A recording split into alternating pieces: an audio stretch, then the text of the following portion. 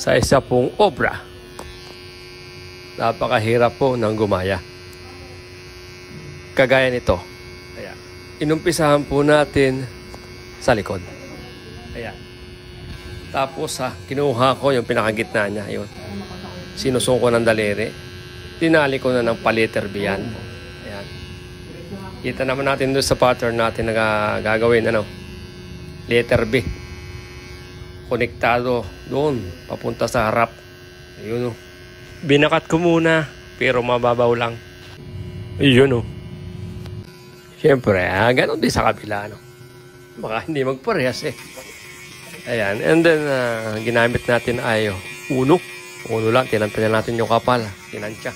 Para yung ating gagawing line, kitang-kita, Pagkatapos yan, siyempre, babakatin na natin yung pinaka-line. Yung line up niya. Gagawin na natin. Hindi mo natin makuha ng 100%, Pero siguro, mga 99%. It's a joke lang po yun. Ang kasunod natin dyan, yung guhit sa pinakagitna. Ayan. Nakita niyo yung dulong daliri ko, yung sa kaliwa. Doon natin itatapat yan. Yung ginagawa nating guhit. Katulad doon sa pattern, Ayan. Binakat lang muna, tapos saka natin palilinawin. Ayan. Ang kasunod, dito sa gawing taas niya, itatapat uli natin yung ating daliri. Kung saan natin ipupundo yung kanyang lagusan. Dulo sa dulo. Ayun. Ayan kukunik natin yan doon sa may dulo ng daliri ko. Halos doon sa katapat lang.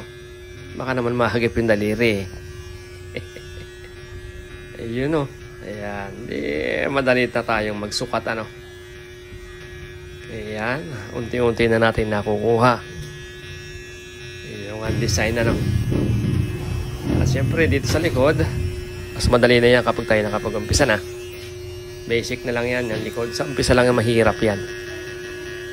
Ayun Yung pinakahuling guhit, kaya na yan kahit nakapikit. Ayun Ay, Jesus wa Joseph.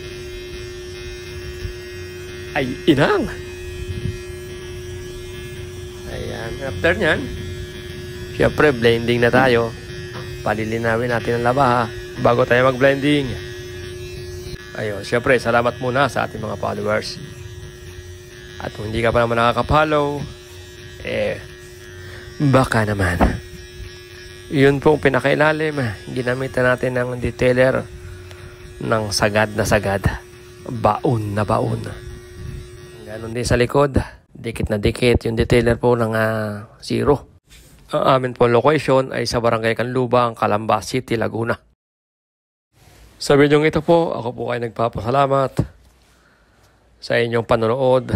Na hari nawa po ay nakapagbigay ako ng kaunting idea or kaalaman sa ganitong klase ng art or disenyo. Ayan na po. At kung hindi naman po labag sa inyong kalooban, baka ang bidyong ito po ay maiibahagi nyo rin po sa iba. Salamat din sa ating mga suki sa inyong patuloy na suporta. At kung kayo naman po ay may mga kahilingan sa inyong mga hairstyle o mayroon kayong mga bagong ipapagawa, huwag po tayo mga magsabi. Sabihin lang po natin, bueno, ito na po yung resulta. Yung sa kaliwa. At syempre yung kanan, naka-fade yung kanan. Thank you for watching.